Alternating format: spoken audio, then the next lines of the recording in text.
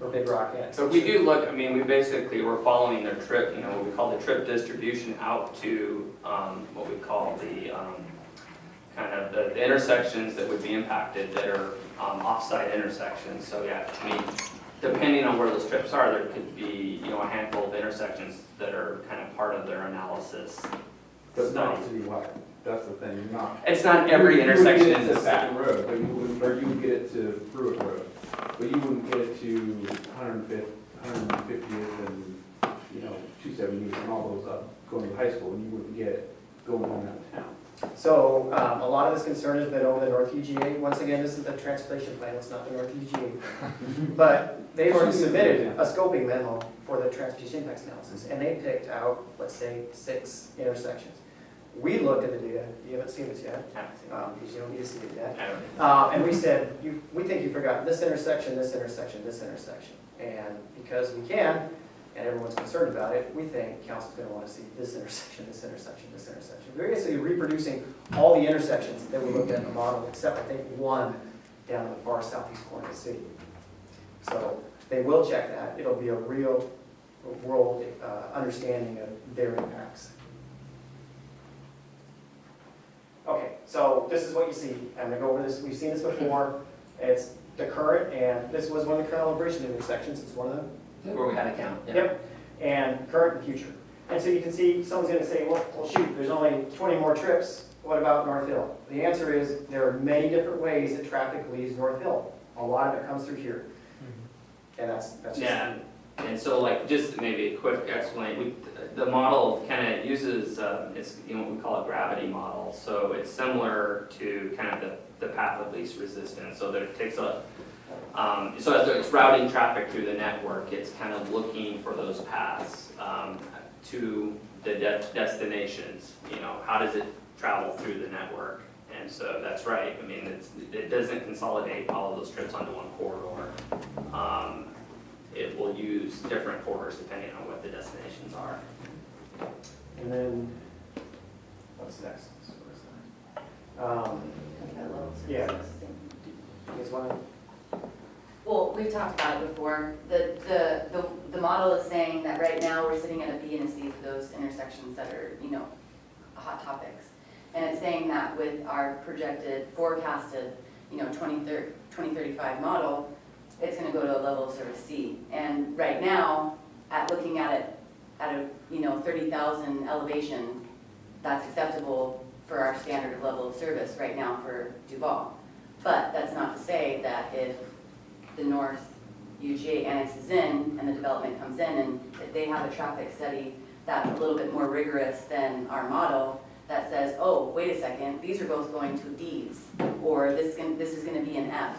Then all of a sudden we need to say, okay, it needs to be at our level, it needs to be at our standard for, you know, language to be able to annex things in. Stuff like that can be tacked on, but that's basically what we're looking at. And this caused some consternation when we had our public open house with some of the Taylor Bridge folks. They said, well, shoot, it's going from a B to a C, make them fix it. And the answer is, our code doesn't allow it. Our code says if you go below our level of service, we can get you. And that's nexus and proportionality and a bunch of planning stuff I don't want to get into. What I will say, because of feedback from council and the rest, we do show a transportation improvement program project on this. We're saying it's safety. And it just so happens that if this work gets completed, it'll take a traffic circle goes to level of service. Yeah. It It would kind of address both the speeding, safety, and level service issues. It'd be kind of an improvement that kind of checks all those boxes. And we're going to really speed up, but we'll touch on that. Put a traffic circle on a traffic roundabout. No, it's a roundabout. It's a mini roundabout. A mini. There's a bunch of different, and you actually, Yeah, you're since you're in Marysville, you might see something that we took a picture of. So we're just going to say Oh, all models can be used for all these things. I'd like to skip this, but it can be used to verify developers' work. So someone may recognize this. We thought this was kind of cool. I actually took the photo because of low impact development, which isn't shown there. These really cool bioretention systems. This is up in a neighboring city, and they put it in compact. Well, that's probably the beginning. Yeah, they're a little different. Yeah, it's not just a traffic circle. It's designed to kind kind of of, like the rainbirds, they're too deep. Sorry. Yeah, they actually, I was surprised.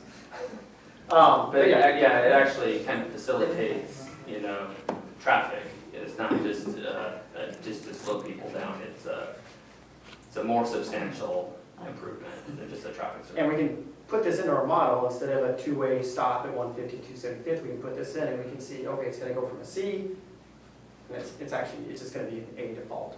It reduces the congestion time down. Very Yeah, simple. there's like, yeah, because basically intersection level service is measured by Delay. average delay. And so what happens with these roundabouts is that it just really reduces each vehicle has very little, if any, delay at the roundabout. And we're almost done, just a few quick slides. Once again, we talked about future level of service, there were concerns about this. We had this in our presentation to some citizens. What we had is a statement that council may or may want to consider. You saw this back on June 6th, I believe. And it's, if annexation should occur in this, are you going to want city staff to require that the annexation team look at these type of impacts? And are these type of supplemental mitigations that can actually looked at being included into the pre-annexation agreement? Once again, this isn't about North UGA, but these are where a lot of the questions are coming from. And it's the same state we had before. So we've shown this before. We've got this project in here. It's different than 2008. Why is it in here? We can't put it in because our model shows we're going below level of surface intersections, but we can for a bunch of other reasons. Yeah. And we all know the reasons. Most of it's safety. So Mayor Will was kind enough to authorize, this is a pretty small cost, for Transco to look at what it would take to put this is technically a mini roundabout. Yeah. Sorry, there's a real fine line between a compact traffic circle and a mini roundabout. Yeah. So what we did is we provided the information for our maximum design vehicle, which, believe it or not, is a school bus. It's not our fire engines. And we looked at how we could fit it. And they worked very hard to understand how they could fit this in. So what we're looking at, if we continue with this design, we'd like to, it's being proposed as something we've looked at in the 2018 budget, is to at least get a conceptual design going so we can submit for grant applications. Is instead of having stop control 2 turns, which makes things kind of difficult with respect to site and functionality, you go with, we're going to call it a mini roundabout, and that's basically it. It fits our design vehicles. It actually helps with, the main thing is safety. When people cross here, they're not crossing 3 lanes of traffic and they're waiting for those people to go. They're crossing 2 lanes of traffic with an island and an ADA accessible route, pedestrian accessible route. It's kind of cool for this to fit. Once again, our design vehicle was pretty big. Transco to actually kick it out a little bit to the northeast and southeast. We'd have to acquire a little bit of property from PSC, something we do all the time, and we'd lose about 8 feet of landscaping strip right behind the sidewalk of the Jet Park. But the good news is it doesn't impact any of them. Yeah, Jet Park will be there. Yeah, it doesn't impact the rest of Jet Park, and it's nice because it helps with channelization for bike lanes and parking as well. So we're pretty keen on this. And the one I'm actually more keen on is the next one. Maybe what would you have? No, you answered my question. Okay. Oh. This one, because 284th, a lot of folks have kids in school. We know this is a problem. This was identified as one of the intersections of interest for the 2016 intersection evaluation, and this was the preferred alternative. This one's even harder to fit in. We have to work with these property owners to get a little bit of area so we can kick the sidewalk out. But it works really well. Once again, instead of these 2 stop lanes with a stop sign, which is not kind of standard practice, you have the same refuge and pedestrian accessible routes. We're really excited about this one. And this is close to the high school to account for their safe routes to school program and a bunch of other good things that we think would make this more grant eligible. What else we got for this side? This is something we covered at the transportation down home meeting. We can do a really good job to utilize good planning to make sure that the growth within the city is mitigated, so that we show that the traffic generated in the city is going to function well and work well. The kicker is outside state and county roads. We were asked, Mayor was asked, and asked us, how are we going to attack this? Well, these are out of our control, but there are a lot of things we can do, and the city's attacking those things. The city is a very outspoken partner of the Regional Transportation System Initiative group. That's 39 cities that are looking at congestion on these links, these county road links. And so we've been doing that, and actually Pro Tem Aquilin came to make a statement to kind of discuss a little bit why the city of Duvall is concerned about those. And then the rest. The old town hall, we've talked about that before. We think that was more of a way to educate our electeds. And then just reaching directly out, I didn't want to put Kathy Lambert's name in there, but she's been a good advocate for the city. So we are working on those exterior traffic concerns. We all understand that we can't control them, but we can try to help make sure they go the right direction. And please remember that the amount of traffic that we generate from the city is small compared to what's happening outside. And these are some of we've seen increased delay on 203. And it's 203 is the bottom one, it's actually relatively flat. We were looking at the one that's on the top is the Woodville Duvall. And that's the pass-through traffic that's coming from Monroe and getting to Woodville, or coming from Woodville and getting to Monroe, so it's that pass-through. That's what they're really peaking, that's what's peaking in the AM, the first bump, and then the PM peak, that's in the second one, so. Yeah, I think that's all. that's what we got. We took too much time. Questions? Just, sorry to go back to the, so I got you that the transportation plan was a projection, use 45% of the UGA areas. But so just to be clear on the 50%, so when they come in with 50%, does that mean that they're gonna do 100% of the potential houses in there as a traffic impact study? It's more than that. So when they come in, they give us the scoping manual saying what they consider, and that's where you have the X intersection. They actually have to look at what we consider legal lots, so North Hill. They're not built yet, but we know those are certain. They're not a 90% anymore because they're not on a plat. They'll look at all that, they'll get new counts, they'll calibrate that. Again, it's like a mini model. And they also use what they're proposing to put in. So if they're proposing to do 211 lots, then that's what they're gonna use to That'll propose. include levels of service, Yeah. Yes. Yeah, it's Like that. specific intersections like you described. And 1 second before Laura goes, it's not just their development, it's any other property in that UGA. And they don't have the luxury of, actually I checked it, I think it's 23 acres, or 20, it's actually might be in there, maybe it's 21. They don't have the luxury to say, we think it's gonna be this, we're just gonna say, well, you don't have a plan, so you're gonna max it out at 4 units per acre. And that's what you're using for your mitigation. Yes, ma'am? You just said that we look at the maximum build out, not just for, 45%, or even if quadrant says, you say we're gonna build 167 lots, we look at the total acreage and bring in that transportation. Yeah, we just use the 45% for modeling purposes because it's, back when we were looking at it, it's unclear if the annexations are gonna come in, but we still wanted to include it in the forecasting, so. Thank you. Yes, ma'am. Do you mind giving more details of pedestrian safety in the roundabouts? I can, I'd love to take a lot of time on that, but what you look at is, you look at visibility of the pedestrian, that's one, and you look at the crossing distance, that's two, and you look at ADA accessibility, which is kind of the third component.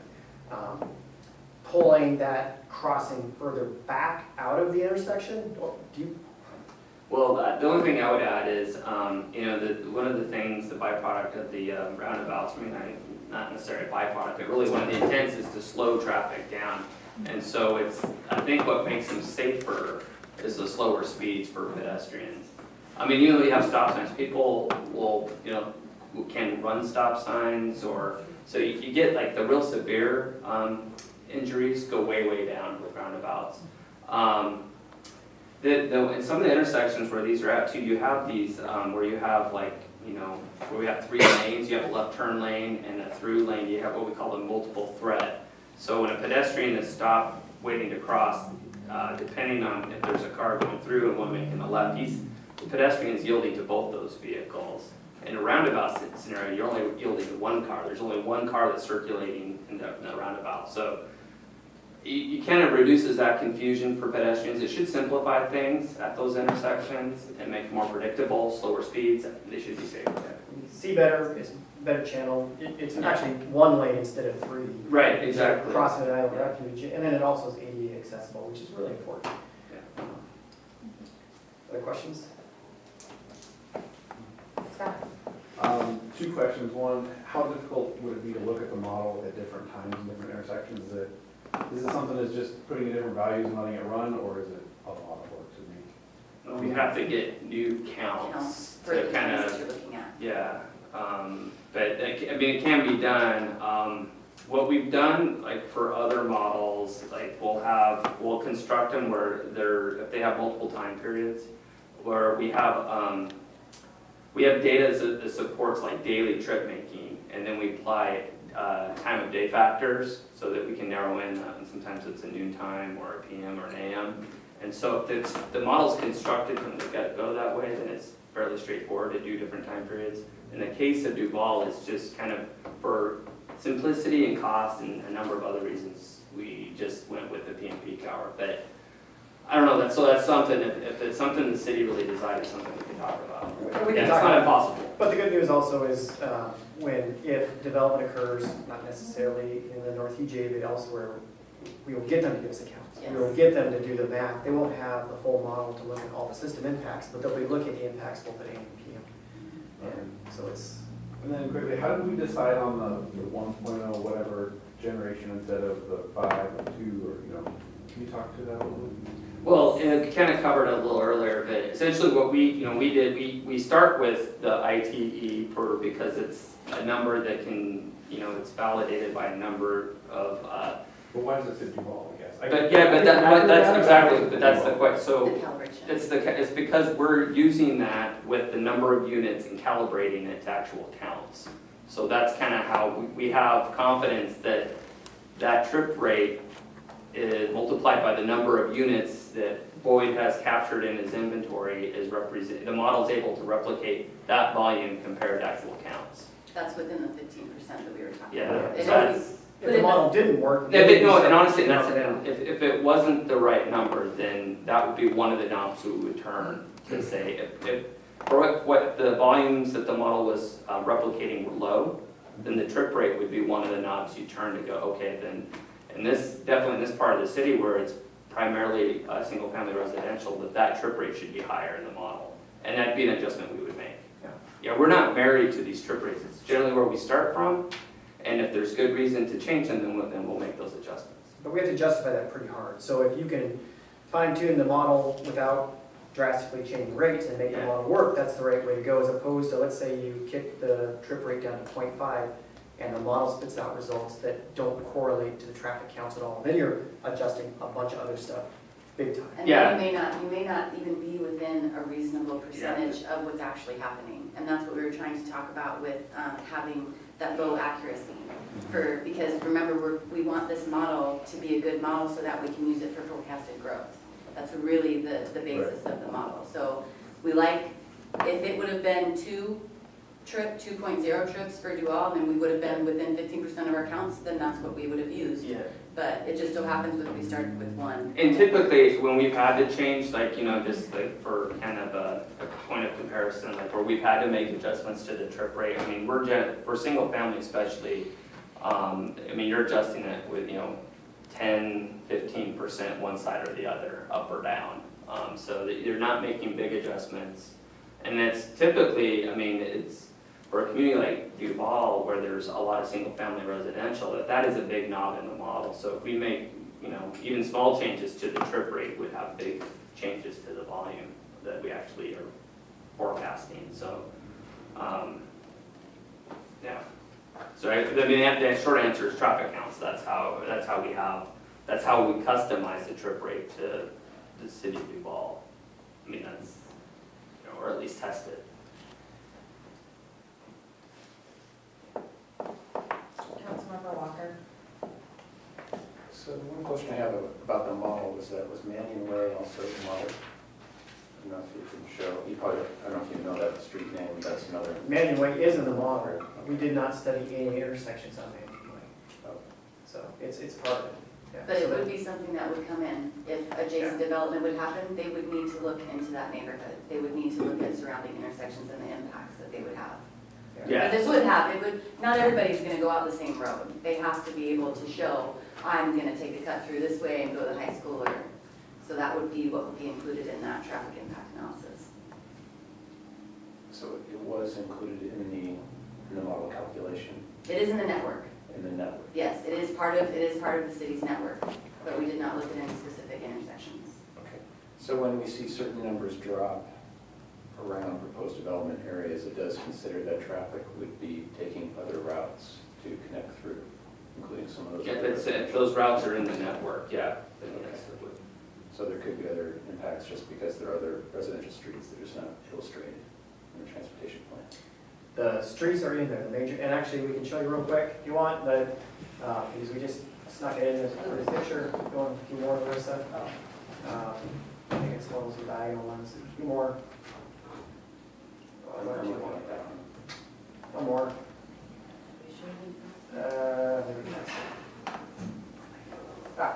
There you go. There's the TDM. So we don't look at every little tiny road. We look at the major network. These are the TAZs. You can see most all of the roadways are in the model. Oh, and it does show Manning Way connected through the North UGA. Right. And it also shows us, this is a relic, this is actually taken out of the model. You Yes. can't use it connected. So yeah, so it's in there. Now, the question you might be asking is, were these intersections studied as part of the transportation plan? The answer is no, they were not. Not So necessarily the intersections, I'm just looking at the projected counts the model generates in the future. Some of the numbers actually go down in some of the streets, which is interesting. So we would probably consider that other routes are being. It might have considered the other one that was out, but I don't know. and vehicles take different routes. They do. So, It's that whole. and you bring up a really good point, Councilor Walker. If those, and there's a slide in here that shows these study intersections. So this is a good illustration here. So in existing condition, that's the road on the northeast 150th. In the future, it goes down to 40 trips. It all, and I think, 50. yeah, and I think maybe what that's taking into account is the fact that in the future, they're using this way Yeah, so it instead appears of that using this in and out. folks from this development, which was mostly Taylor's Ridge, instead of going in and out this way, they're actually cutting through the new development. It could Is that- be. Because that's the only change that's made. Right. If they're, yeah, does that make sense? Right, it would be what the model generates. Mhm. Yeah. It also includes other streets without counts. For sure. I also have a similar question about the trip rates. Do you know any other cities that you work with that use a different trip generation rather than the one for? For single family, there is variation, but like I said, it's 10 to 15% either side of 1.0. Some, there might be a little higher and some are a little lower. But there isn't wide variation between, especially single family. I think part of the reason is because there's so many, within the IT trip generation manual, there's more studies done for the single family. Like I think, we just kind of looked this up, there was like over 300 individual studies what that average is based on for single family. And for other land uses, there's far fewer. Especially the hardest one, I think that the trip rates that are most variable, I guess I would say in models would be retail and commercial type trip rates. But single family seems to be the most stable of those. Because I think it's more consistent across communities, like an average trip rate seems to be more consistent. So Mayor Pro Tem, you can see we'd like to talk about this all night, but we just sucked up 15 minutes of Laura's presentation, so. We can always, if it's okay with Laura, move some of this stuff forward, because this is a good conversation. If there's questions, I think it's more It's important okay? to get the Outstanding. answers out to folks, especially as we have, it will be posted online, and I think it's good for the community to hear this information. Very good. That said, more questions? That's good, we guys just decided.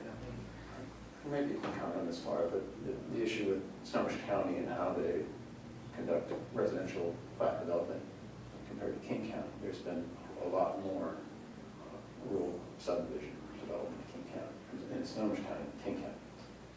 And of course, we've seen the trip generation on Woodinville Duvall, it's a peak, it's in the AM, it's probably some correlation there. And using the 2015 numbers versus where we are currently, we're adding, close to 90,000 people a year to the region, right, by current numbers.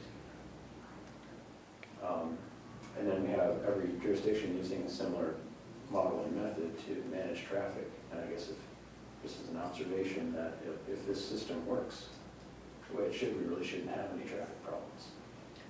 But we have problems. Yeah, I agree with a little bit what you said, but I disagree with other parts. We think we're doing a really good job in the city. I think- Now, the kicker with this is what comes after. And we're not going to say that just because there's no congestion here, there won't be congestion here. Can the city fix this? The answer is no, but they can do things like work with county on 522 and state with 522. So, and if I can add to that, Snohomish County plans differently. They decided to implement GMA in a much different way than King County. King County has encouraged annexation significantly. Snohomish County has not done it as well. Their massive growth is in their UGAs that are outside in the county areas. Their comprehensive plan does account for those numbers, but the biggest problem that we have in this region is that counties plan on county by county basis. They're not planning for the trips that are coming in and out of their counties from other counties. And additionally, the state was supposed to provide counties with options for how to fund their transportation after GMA was passed. That has not happened. So you have 225,000 people in King County paying for over 1,500 miles of bridges and roads, and the people that live in the cities do not pay a dime towards those roads, which is why King County has been looking at options to figure out ways to fund their transportation, and now they're starting to look at, with the RTSI and other efforts ongoing, looking at how we change our planning for transportation statewide to better accommodate for that. You have to change how you plan before you can change the funding and get those road improvements done. So we have to live within the system we have now and then work to improve. Well, just like my point is, not policy if it's working, which I don't think it is, but the point is that traffic is getting worse regionally, right? And it's probably not going to get any better anytime soon, just to be real about it. Matthew? That there's probably not a whole lot we can do in terms of the issues on Main Street. Of course, we're going to do Duvall Road, that's a county road. We take it. Because we can't put, where we know there's a level of service issue on 143rd, we can't put a stoplight there because WashDOT says no.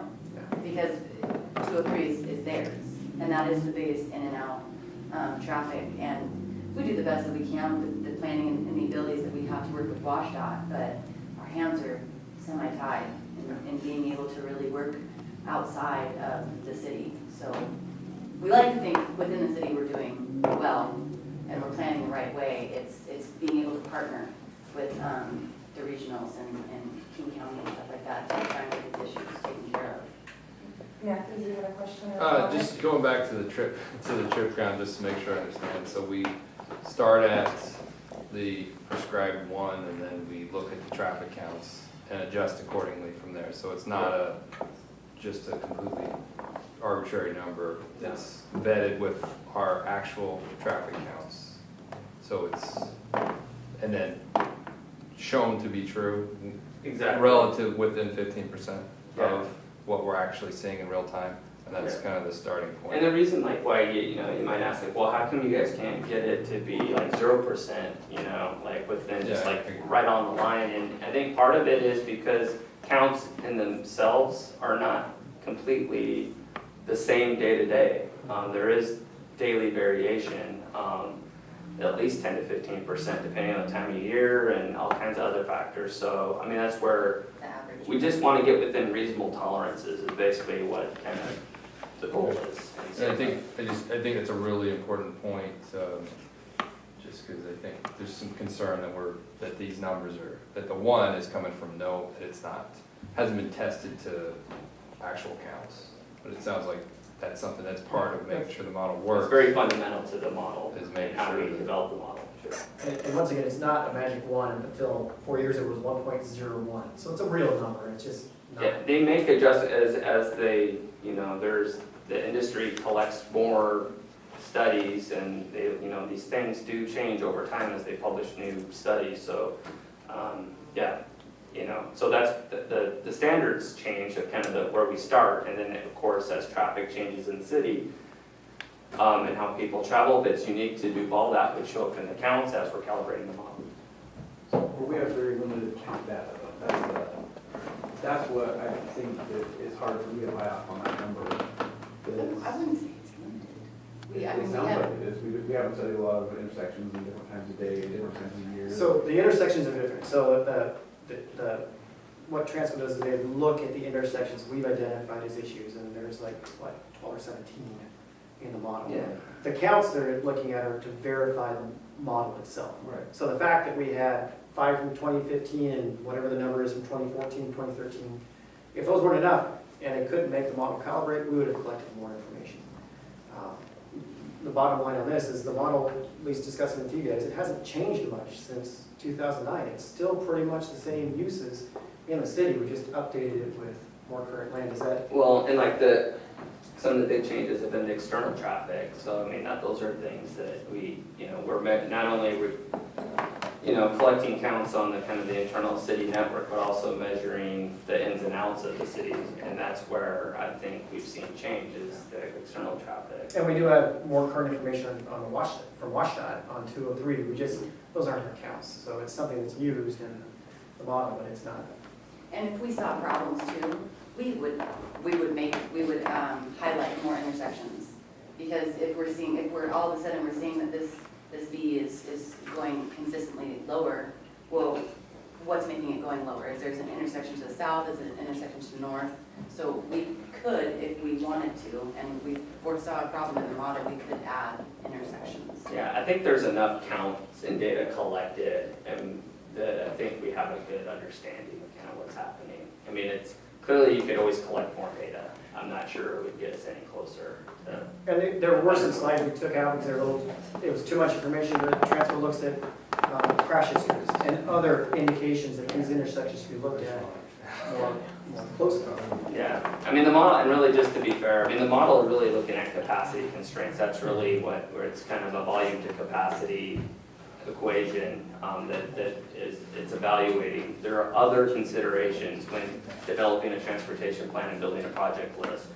Boyd pointed out safety, traffic calming, there's a pedestrian bicycle component obviously that's not necessarily part of the travel demand model. So it's just one piece, it's not everything. We don't put everything in this basket to generate the project list in the Are counts updated when new development comes in? Yes, sir. Okay.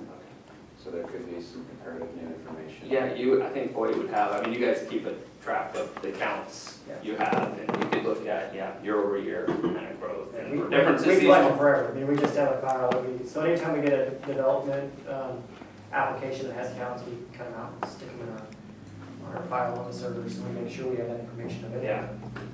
But would new counts be required for the commercial area? New counts will be required for any significant development, and when I say significant, we have a little bit of leeway.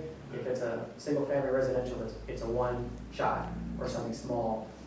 Public Works has the leeway to reduce the scope of the traffic impacts analysis, but I'm going to say anything greater than probably 8 to 12 units, we make them do the whole shebang. Because for us, I don't know, is that kind of typical, or? Yeah, I think it's just a level of conservatism that it's better to have more updated counts than not. A lot of times though, I mean, Duvall, maybe it's not the case in some communities where we've actually seen counts go down in certain cases or flatten out, where growth is kind of stagnated. I don't think that's going to be a problem in Duvall. You're probably better off getting new counts. But yeah, so it's like not every place is experiencing, year-over-year growth that we reflected in the count. Yeah, so just to be clear, so the transportation plan is kind of a snapshot in time of trying to plan for the overall city's transportation needs. It's not a complete assessment of annexations. So its intent is not to completely assess the traffic impacts of those UGA and Well, potential it's annexations. a system-wide evaluation for 20 years, and once those come in, that's when they do their specific evaluation, which will include counts. They always include counts and evaluations at intersections. But part of the reason that you use 45% is the speculative nature of whether it's going to happen or the rate at which it'll happen. But the 50% annexation proposal would contain a more complete assessment of the traffic impacts of all those homes being built. That's not the intent of this document. No, sir, that is correct. And like I said, they provided a scoping, go ahead. So I'll not use the North UGA, but as an example, when the South UGA was annexed in, they had to do a TIA down there. Well, now they're getting ready and preparing to bring in their subdivision application, and their numbers are actually gonna be lower than what they thought as part of the South UGA annexation. So when that TI comes in, you might see numbers come a little lower. Duvall Urban Village actually dropped the number of units as well, even after they'd already done their TIA. So it really is, we take a big picture, a snapshot when something comes in and look at what's that maximum value that it could build out. But then once it's annexed and it goes through specific subdivision, then we look at the very specific of that particular project. That's an outstanding example, because down there, they actually, as part of the annexation, they did a traffic impacts analysis, and then when they came in for a P-plat, we made them do it again, because things change. So for any other annexation area in the city, we do the same thing. We're gonna show what our anticipated impacts are for annexation. When they come in for a P-plat, we do them again. And so it's a good point to bring up. But in terms of missing the point in time where we assess the impacts of annexations, it's not intended to completely assess it now, and it will be assessed before any sort of agreement is agreed upon. And that's the time where that debate could occur in terms of Yep. its impacts. And then once again, after that, at the preliminary plat stage, if it annexes, so that's a very good point to bring up. Council, any further questions for Boyd and Melissa and our consultant? Thank you. One last question. Councilmember Walker. In terms of schedule, I mean, if we proceed with this and to have other grant opportunities for the traffic circle improvement in Energy Park, would we be trying to proceed with that project regardless of the North UGA? Yes. That was my request. That's staff's recommendation. Oh. So, yeah, It's also identified in our 20-year plan project list. so it's already there, and we've been working with Transpo, and the next step after you saw those turning movement diagrams is to generate a package that staff can do itself, basically, to make some pretty pictures. Then you're looking at grants and the rest, and if the grant is successful, then there's some options. If not, it can still be a project that council says is a priority. Now, once again, since, let's say there's no annexations of development up there, it's still, I think, a priority. We've had sketched up, I don't know if you've seen it, but we've